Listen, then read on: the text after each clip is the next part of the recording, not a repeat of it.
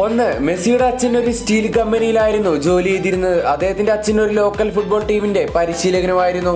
2, മെസ്സിയുടെ grand mother അദ്ദേഹത്തിന്റെ ചെറുപ്പത്തിൽ നല്ലപോലെ അദ്ദേഹത്തെ പ്രോത്സാഹിപ്പിച്ചിരുന്നു.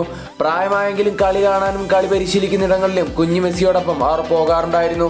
3, ബാഴ്സലോണയുമായുള്ള ആദ്യത്തെ കരാർ 2000 ഡിസംബർ 14 മെസ്സി ഒപ്പുവെക്കുമ്പോൾ അതൊരു പേപ്പർ നാപ്കിനിലായിരുന്നു.